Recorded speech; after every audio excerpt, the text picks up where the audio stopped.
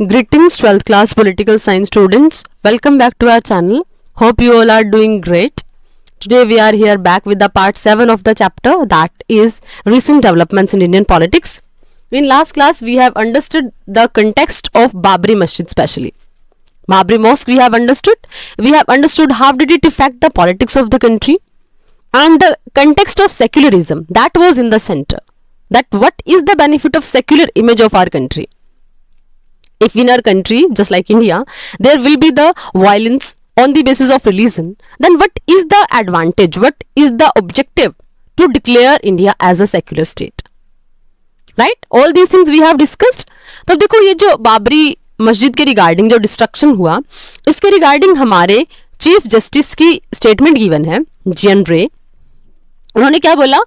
These proceedings have the echo of disastrous event that ended in the demolition of the 6th December 1992 of the disputed structure of Ram Janmabhoomi Babri Masjid in Ayodhya. मतलब हमारी country में क्या हुआ, इस जो procedure हुई ना, जो डिमोलिशन हुआ बाबरी मस्जिद का, उसने क्या कर दिया? डिजास्ट्रस इवेंट है ये. मतलब वो उसकी इको है, उसकी आवाज सुनाई दे रही कि डिजास्टर होने वाला है. राइट? और वो किस चीज के रिगार्डिंग? राम जन्मभूमि बाबरी मस्जिद.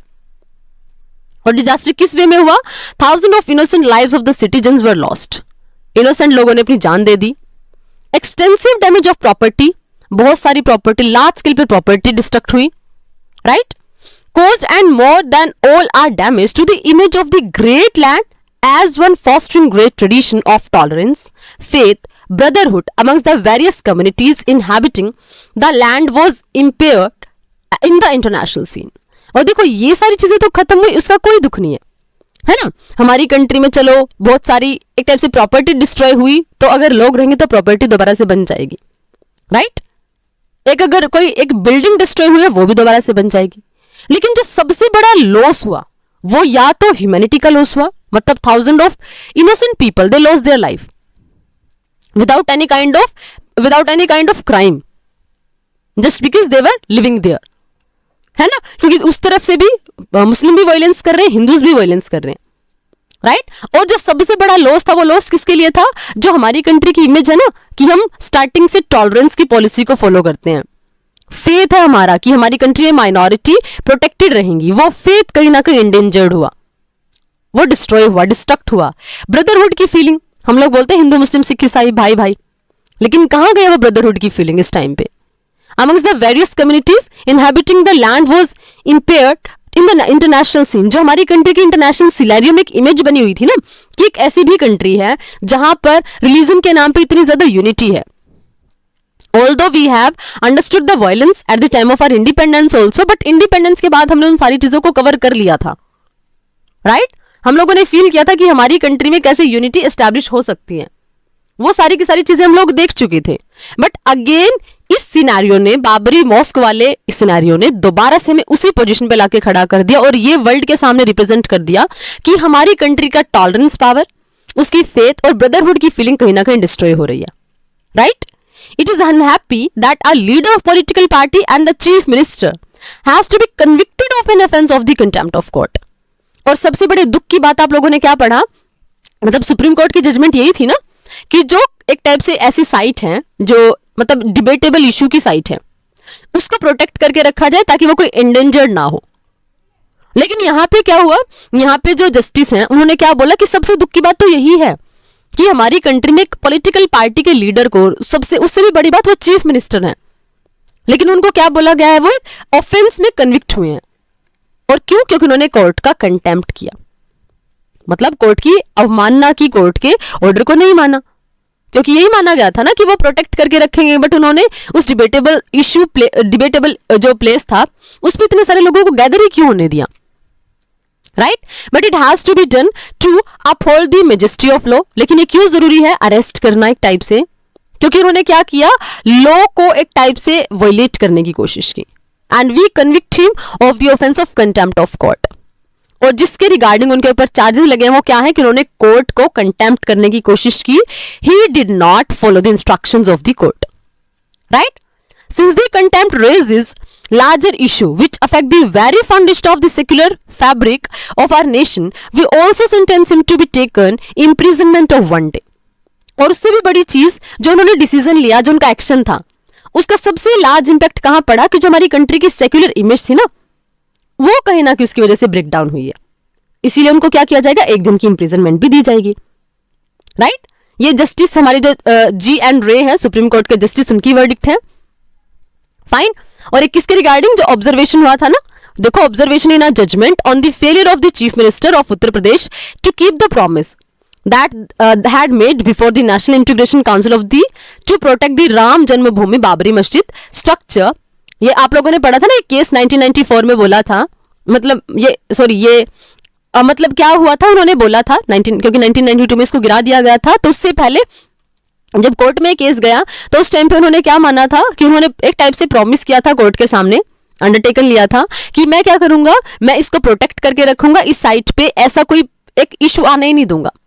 लेकिन फिर भी क्या उन्होंने कोर्ट ऑफ जो कंटेम्प्ट ऑफ कोर्ट वो किया, और फाइनली क्या हुआ, बहुत सारे हिंदू लोग कलेक्ट हुए और उस पूरी की पूरी मस्जिद को डिस्ट्रॉय कर दिया. फाइन. तो ये था पूरा का पूरा complete issue related to Babri mask.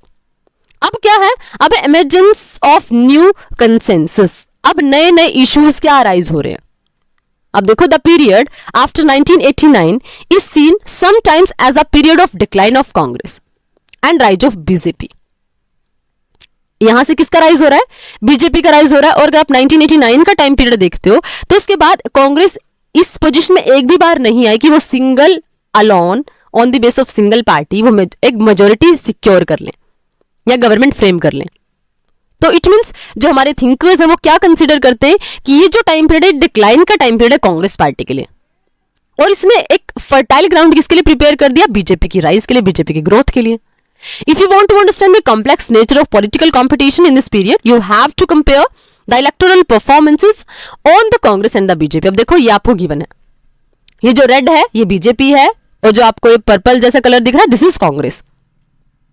Right? देखो यहां देखो, 1984 में बीजेपी का नामो निशान भी नहीं दिख रहा आपको.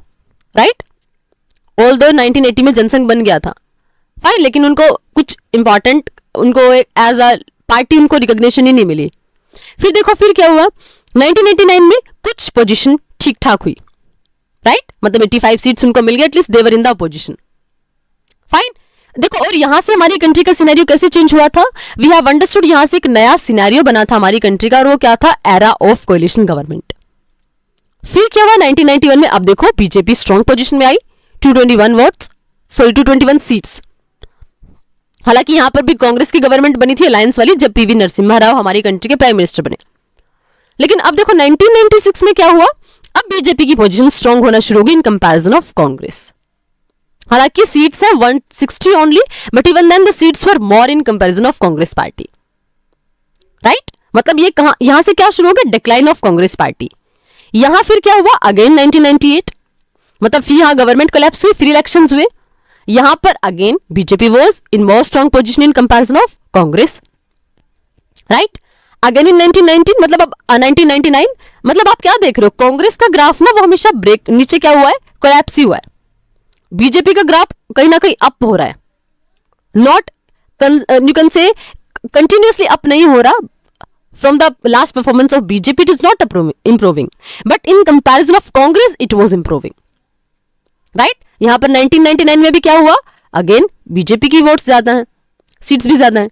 यहां 2004 में फिर सिनेरियो चेंज हुआ, अगेन कांग्रेस ने रिवाइवल की कोशिश की. राइट? मतलब कांग्रेस ने ट्राई किया कमबैक के लिए in the politics of the country. लेकिन यहां पे हम लोगों ने क्या पढ़ा था, अकेली Congress was not in that much strong position कि वो गवर्नमेंट बनाए. तो फिर क्या हुआ था, यूपीए, यूनाइटेड प्रोग्रेसिव अलायंस, वो अलायंस गवर्नमेंट बनी थी. Again in 2009 also, again Congress was in strong position in comparison of BJP. लेकिन 2014 और 2019 का अगर आप इलेक्शन देखते हो, यहां पे क्या हुआ कि यहां पे तो देखो 44, यहां पे तो अपोजिशन में भी नहीं है कांग्रेस पार्टी. अपोजिशन बनने के लिए क्या चाहिए, एटलीस्ट हमारी कंट्री में 10% हमें क्या चाहिए, सीट चाहिए होती टोटल सीट्स की. लेकिन यहां तो कोई भी पार्टी नहीं गेन कर पाई. Right? And BJP, it is improving 282 to 303. Right, this is the scenario.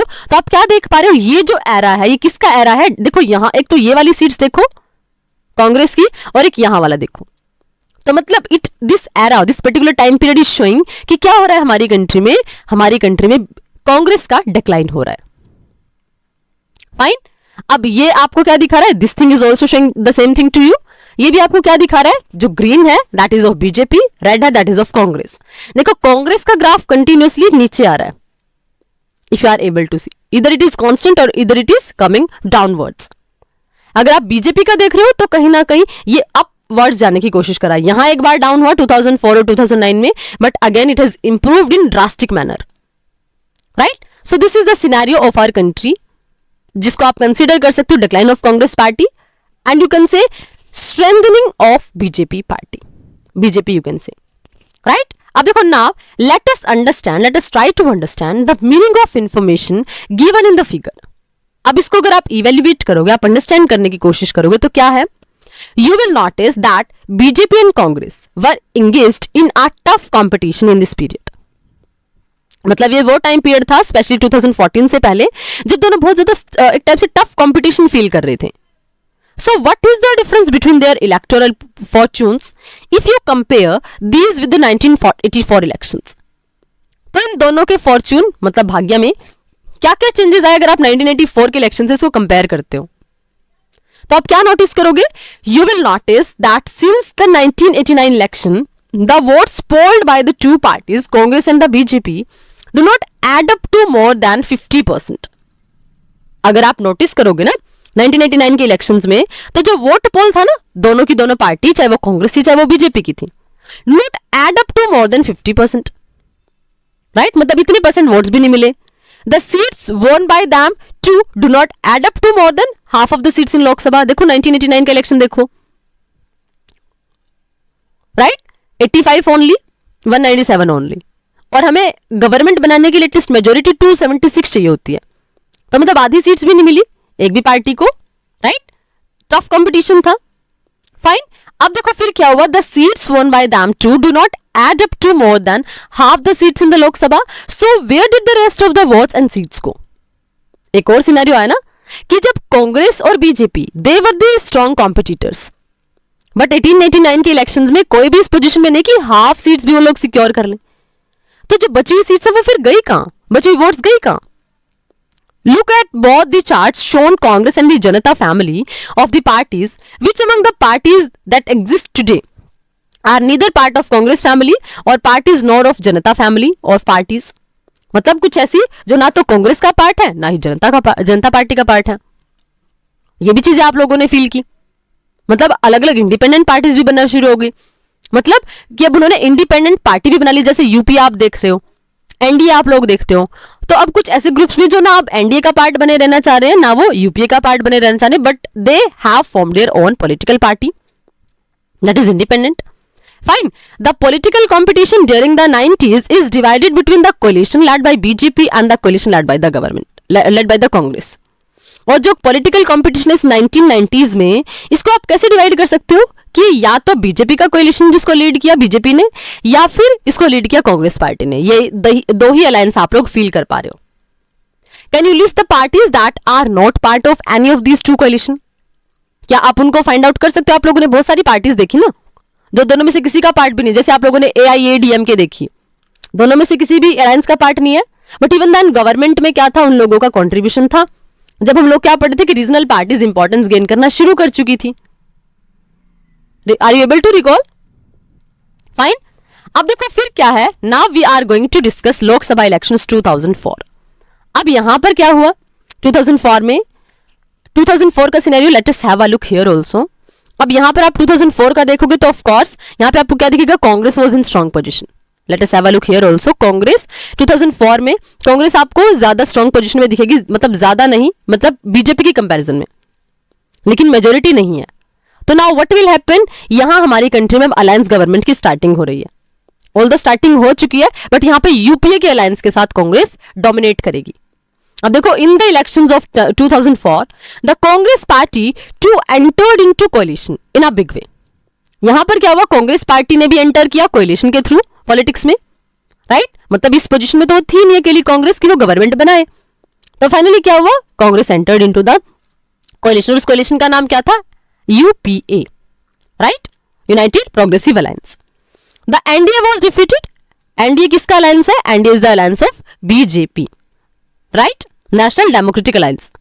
इसको डिफीट किया and a new coalition government led by the Congress known as the United Progressive Alliance came to the power. यहां पे देखो क्या हुआ elections में 2004 में, कांग्रेस अमर्ज हुई with the alliance, with the coalition. यहां पे एनडीए का अलायंस डिफीट हो गया और फाइनली क्या हुआ, कांग्रेस यूपीए अलायंस के साथ पावर में आ गई। Fine, and this government received support from the left front parties also, right. इस जो अलायंस था इसको सपोर्ट कहां से मिला, लेफ्ट फ्रंट पार्टी से सपोर्ट मिला। The elections of 2004 also witness the partial revival of Congress party. और यहां से देखो, अगर आप ये वाला सिनेरियो देखोगे, ये वाला, तो कांग्रेस की पोजीशन बहुत खराब होती चल रही थी, राइट, लेकिन यहां पर कहीं ना कहीं 145 सीट्स मिले। तो मतलब कहीं ना कहीं कांग्रेस क्या कोशिश करी, Congress is try to revive. यहां से आपको रिवाइवल की पोजीशन दिख रही है कि कांग्रेस का रिवाइवल कहीं ना कहीं शुरू हो रहा है। It could increase its seats for the first time since 1991। मतलब 1991 के टाइम पीरियड के बाद ये अब अपनी सीट्स इंक्रीज कर रही थी।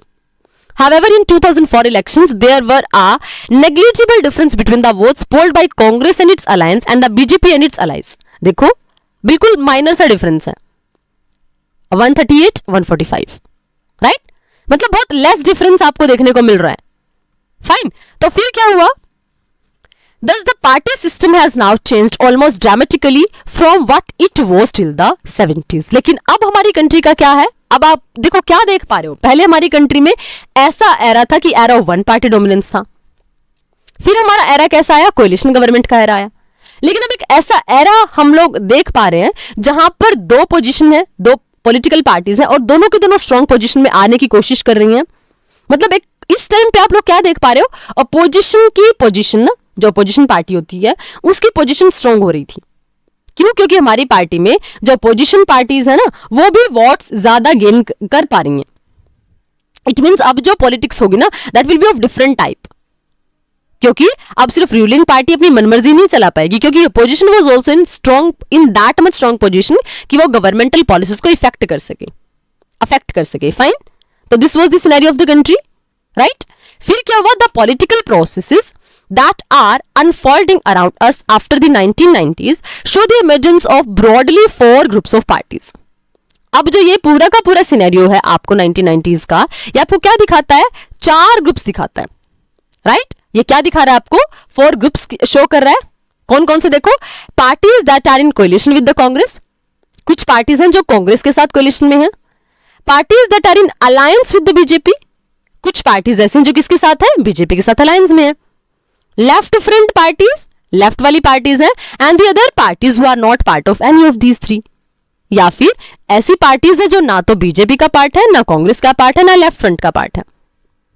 लेफ्टिस्ट और राइटिस्ट हम लोगों ने पढ़ा था ना in the second chapter of the same book only, we have understood leftist कौन होते हैं, राइट। तो फिर क्या होना शुरू हो गया, अब देखो, the situation suggests that political competition will be multi centre, multi cornered. अब यहां से जो चेंज आया ना हमारी कंट्री का, अब इसमें देखो, अगर आप इस पर्टिकुलर सिनेरियो को अगर आप इवेल्युएट करने की कोशिश करते हो, you will be able to see ना कि आप लोगों ने एक क्वेश्चन पढ़ा था ना कि अगर बीजेपी भी इतनी वोट्स गेन नहीं कर पा रही है, Congress was also not able to get votes, then where the rest of the votes were going. ये क्वेश्चन आपने अभी पढ़ा ना, तो यहां से आप लोग देखो क्या सिनेरियो गेन कर पा रहे हो कि ना तो ये पोजीशन में है, ना ये इतनी स्ट्रॉन्ग पोजीशन में है, ना तो रेड कलर वाली पार्टी इतनी स्ट्रॉन्ग पोजीशन में है, ना पर्पल वाली इतनी स्ट्रॉन्ग पोजीशन में है। तो एक्चुअल में वोट्स जा कहां रही हैं। तो यहां से जो हमारी कंट्री का सिनेरियो अमर्ज होता है, वो सिनेरियो आपको क्या बता रहा है कि जो सिचुएशन है ना, इसमें अब जो पॉलिटिकल कंपटीशन था, पहले क्या था, पहले तो पॉलिटिकल कंपटीशन था ही नहीं in the initial phase of our independence. क्यों, we have seen the era of one party dominance only. तो आपको पावर का कोई और सेंटर दिखेगा ही नहीं, you will be able to see Congress everywhere, right. After few of the time scenario will be changing कि कुछ स्टेट्स में स्मॉल टाइप से पार्टीज अमर्ज होना शुरू हो जाएंगी। तो आप क्या देखोगे कि सेंट्रल लेवल पे सिर्फ कांग्रेस ही रहेगी, बट स्टेट्स में अलग अलग पार्टीज अमर्ज होना शुरू हो जाएंगी। But again the scenario was change in 1989 और एरा किसका शुरू हुआ, कोलिशन गवर्नमेंट का एरा शुरू हुआ। वहां से आप लोगों ने क्या फील किया, वहां से ये फील होना शुरू हो गया कि अब हमारी पार्टी जो ऐसी बन रही है कि अब अलायंस के बेसिस पे, कोलिशन के बेसिस पे गवर्नमेंट बनना शुरू हो गई है। लेकिन यहां आप एक और फेज देख रहे हो हमारी कंट्री का कि अब जो हमारी स्ट्रॉन्ग पार्टीज है उनमें से एक को भी इतनी स्ट्रॉन्ग पोजीशन में नहीं वोट्स मिलती that they are able to form the government. तो इसका सिंपल सा मतलब क्या है, the simple meaning is that कि अब जो हमारी कंट्री का पॉलिटिकल कंपटीशन है ना वो बहुत ज्यादा इंक्रीज हो गया है। अब वो मल्टी कॉर्नर्ड बन चुका है। अब सिर्फ हमारी political parties they are not centralise to BJP and Congress only. अब हमारी रीजनल पार्टीज भी ज्यादा पावर गेन करेंगी। अब स्टेट्स में अलग अलग पार्टीज एमर्ज होना शुरू हो जाएंगी। नेशनल लेवल की पार्टीज की स्ट्रेंथ इंक्रीज होना शुरू हो जाएगी। तो it means what will happen, the votes will be bifurcated. और जैसे ही बाइफरकेट होंगी वोट्स तो इट मींस क्या हो जाएगा, पॉलिटिकल कंपटीशन भी मल्टी कॉर्नर्ड हो जाएगा। Getting my point clear I think. By implications, the situation also assumes a divergence of political ideologies। और इसकी वजह से क्या हुआ, अब आपको डाइवर्जन देखने को मिलेगा पॉलिटिकल आइडियोलॉजीज का। मतलब अब लोग अपनी डिफरेंट आइडियोलॉजीज रिप्रेजेंट करेंगे, उन आइडियोलॉजीज के बेसिस पे वो डिफरेंट पॉलिटिकल पार्टीज फ्रेम करेंगे, राइट। तो कैसे हमारी कंट्री का पॉलिटिकल सिनेरियो चेंज हो रहा है और कैसे वो जो पॉलिटिकल सिनेरियो है वो डिफरेंट पॉलिटिकल पार्टीज की ग्रोथ के लिए रिस्पॉन्सिबल होगा, right. All these things we have understood in this class. तो आपको क्या समझ आया कि यहां हमारी कंट्री का सिनेरियो कंप्लीटली चेंज हुआ। कांग्रेस और बीजेपी दोनों की स्ट्रॉन्ग पोजीशन कहीं ना कहीं खत्म हो गई, राइट। और फिर क्या हुआ, फिर हम लोगों को देखने को मिला कि एक ऐसा सिनेरियो राइज हो रहा है जहां पर दोनों की दोनों पार्टी स्ट्रॉन्ग पोजीशन में नहीं है कि वो फुल मेजोरिटी गेन कर ले। The reason was the competition was multi cornered, right, but the scenario has changed from the elections of 2014. Again we are able to see dominance of one party, right। you have seen, अगर आप graph में भी देखते हो, you have seen ना कि 2014 and 2019 alone BJP is in enough strong position that it is able to form the government in a very prominent manner, right। I hope यहां तक ये वाला फेज आपको क्लियर है कि हमारी कंट्री में कैसे कैसे पार्टी पोजीशन हुई, कैसे कैसे नए कंसेंसस हमारी कंट्री के सामने आते हैं। And the elections of Lok Sabha, and what were the consideration, what were the consequences, and what are the understanding from this particular Lok Sabha election. I think all these points are clear to all of you. Now growing consensus, what is that? That we will discuss in next class. I hope whatever we have discussed in this particular class, all the scenarios are completely clear to all of you. If you are able to understand the topic, please press the like button and subscribe the channel as well. We will meet in next video. Till then, keep learning, stay connected. Thank you. Thanks a lot.